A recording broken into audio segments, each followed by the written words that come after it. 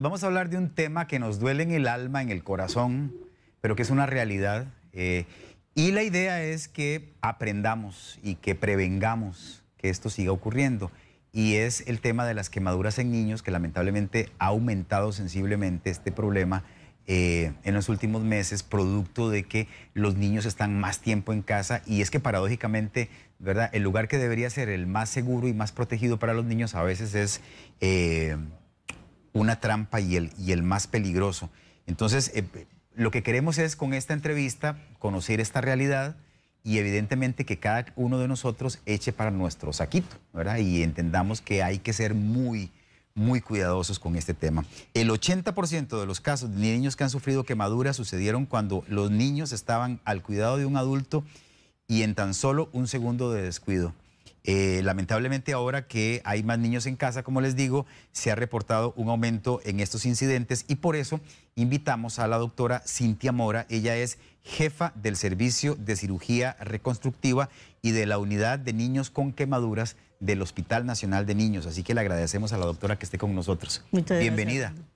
Gracias por la invitación. ¿En qué porcentaje ha aumentado la cantidad de niños con quemaduras? Si nosotros hacemos, digamos, un recuento de lo que fue el número de niños el año pasado a esta época, las estadísticas hasta mayo del año pasado teníamos 120 pacientes que estuvieron hospitalizados por esta causa.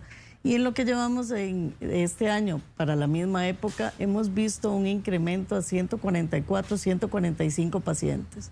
Esto nos da una tasa de crecimiento relativa de un 13%. Estos datos son exclusivos de la unidad del hospital, no así que no refleja la realidad nacional, porque en hospitales periféricos también son manejados este tipo de pacientes. Es decir, que son los casos que les llegan a ustedes al hospital de niños propiamente. Correcto. Pero la realidad podría ser mucho... Un número un poco mayor. Más grande. Nosotros estamos tratando de unificar los datos con todos los compañeros de los hospitales de la red para ya tener un número más cercano, pero sí hemos visto esta tendencia a aumento en estos meses.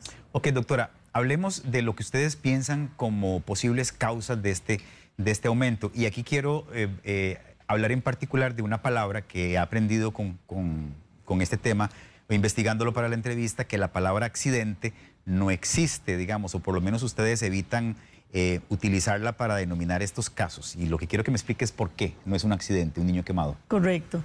Por ejemplo, te voy a poner un ejemplo. Si yo pongo una olla de agua hirviendo en una mesa al alcance de un niño y el niño sufre una quemadura, ¿es un accidente? Creo que es una ligereza, un descuido. Es un descuido, exacto. Entonces, ¿por qué nosotros decimos que esto no es accidente? Porque son riesgos que nosotros podemos prevenir. Claro. Nosotros tenemos que tener la capacidad como adultos responsables de prever cualquier situación que pueda ocasionarle una lesión al niño. Entonces, por esto, todas las quemaduras nosotros decimos que se pueden prevenir. Entonces, definitivamente la palabra accidente no cabe dentro de esto.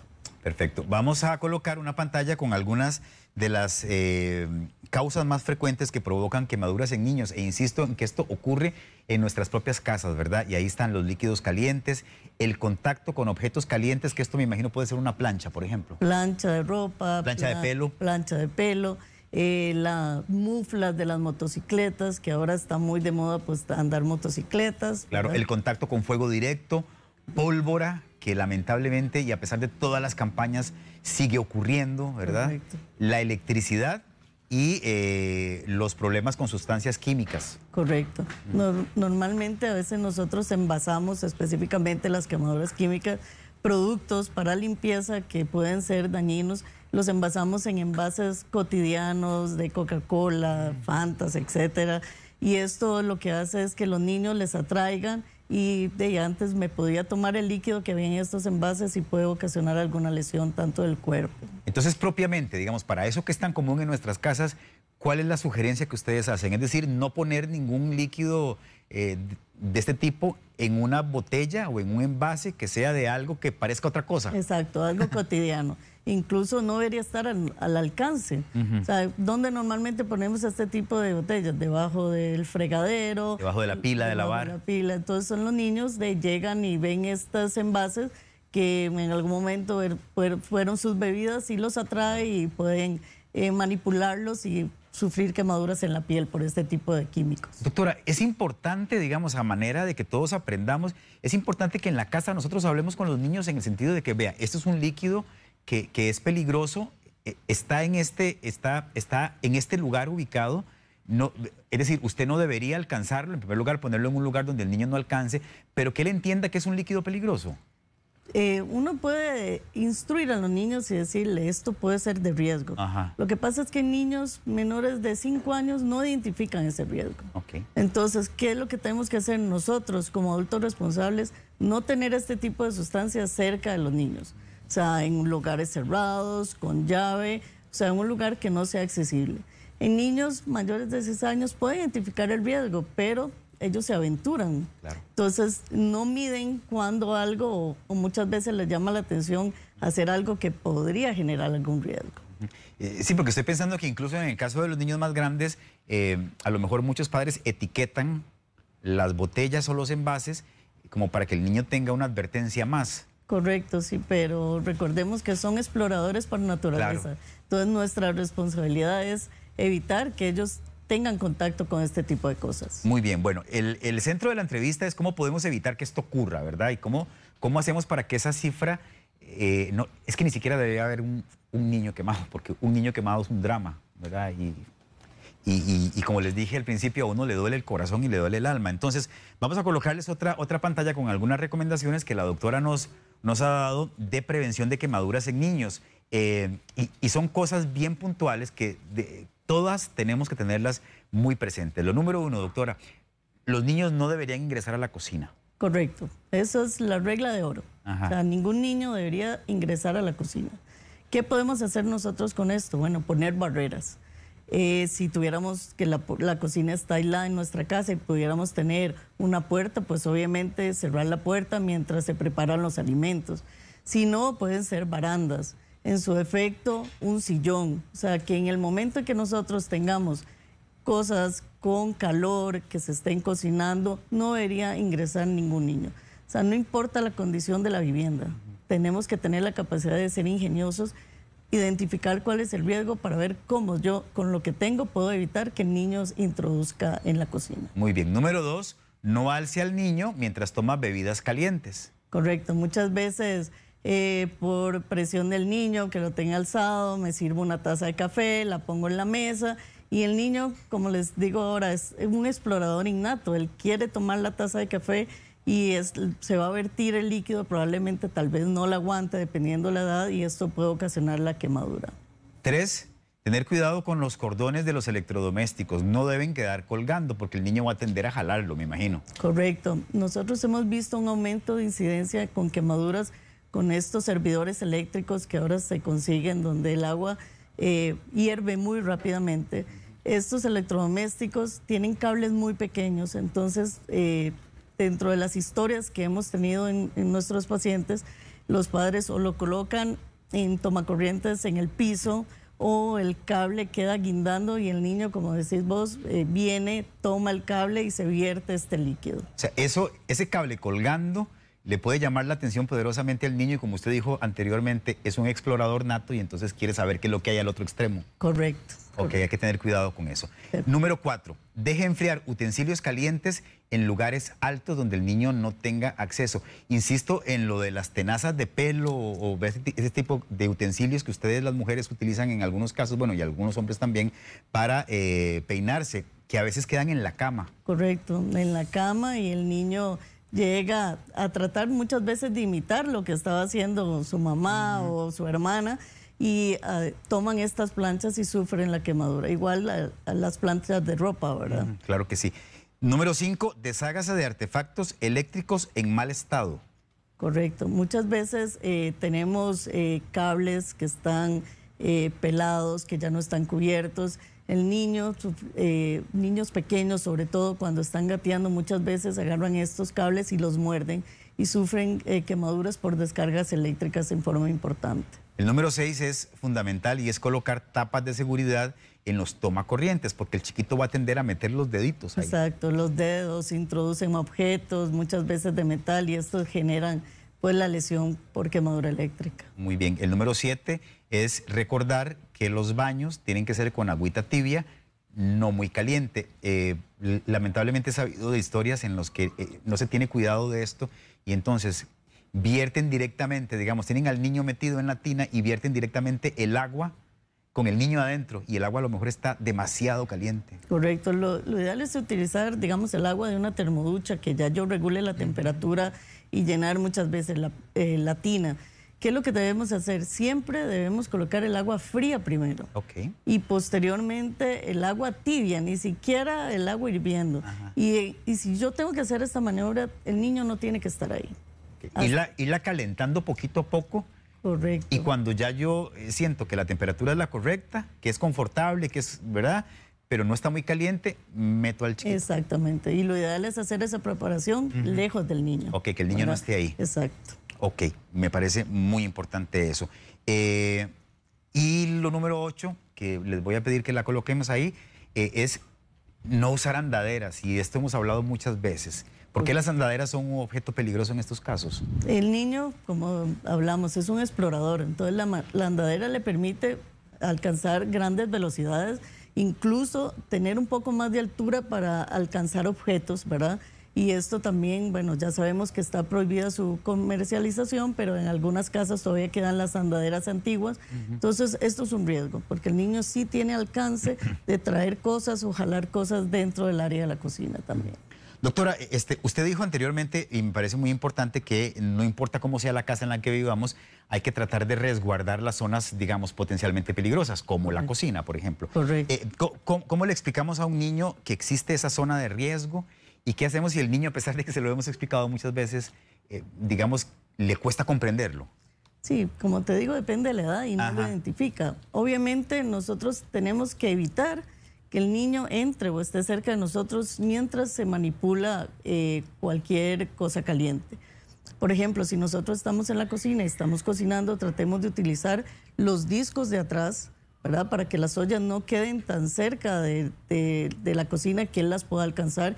Igual las agarraderas de los sartenes y las ollas siempre hacia adentro. Muchas veces ponemos al niño a jugar y lo ponemos a tocar el horno en microondas, lo ponemos a tocar la puerta del horno. ¿Y qué pasa? El niño en algún momento piensa que eso lo puede hacer y ahí viene el riesgo. Entonces somos nosotros los adultos los que tenemos que tener esa capacidad de identificar esto para que el niño no sufra la lesión. Doctora, la cocina se ha vuelto, a ver, el acto de cocinar se ha vuelto algo que mucha gente hace y es un pasatiempo muy bonito y hay niños que cocinan. Correcto. ¿Qué cuidados hay que tener con ellos en particular? Nosotros lo ideal es que no lo hagan. Exactamente, esa es la posición de ustedes. La posición, definitivamente. O sea, y sobre todo cuando se manipulan cosas calientes. Es diferente que vos lo pongas en la cocina a amasar, cositas hacer que no galletas, representen riesgo. Exacto. O sea, que en el momento en que ya entre en juego la temperatura, el líquido caliente, el niño no debe formar parte. Importante eso para recordarlo. No quisiéramos que pase esto, pero tengo que preguntarle qué tengo que hacer yo como adulto, como padre de familia, si lamentablemente mi niño se quema. ¿Qué es lo que hay que hacer primero? Okay, primero es enfriar la zona de la quemadura con agua del tubo, o sea, por lo menos de 10 a 15 minutos.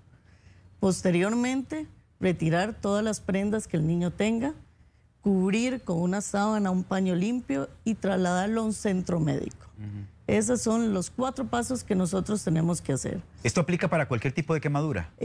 Sí, digamos, en caso de quemaduras de algún químico, por ejemplo, este tiempo de exposición al agua debe ser no menor de media hora, porque nosotros tenemos que pretender eliminar todo el químico de la piel por arrastre con el agua al menos media hora. Y en caso de fuego, ahí sí se pide, digamos, que el niño se detenga, ruede sobre el piso para tratar de apagarse y posteriormente hacemos lo mismo, lo introducimos al agua al menos 15 minutos. Ok, cuando hablamos de enfriar la zona y de meterlo al agua, estamos hablando de abrir la llave del tubo y meterlo, que el agua le caiga. Correcto, del tubo. No agua con hielo, no nada, agua del tubo, al menos de 10 a 15 minutos. Ok, perfecto. La otra cosa, doctora, es que mucha gente en el afán de tratar la quemadura, digamos, o de aliviar el dolor, coloca cosas, cremas, no sé. Correcto. ¿Esto es recomendable o no? No, definitivamente no. Cuando nosotros sufrimos una lesión por quemadura, perdemos la integridad de nuestra piel. y al perder esa integridad el riesgo de infección aumenta proporcionalmente. Entonces, lo único que hay que hacer es enfriar el agua, cubrir con algo limpio y trasladarlo. Nosotros en el hospital ahí se colocarán, o en la clínica que les quede más cerca, productos que ya están diseñados precisamente para evitar todo este tipo de sobreinfección o infección de las lesiones.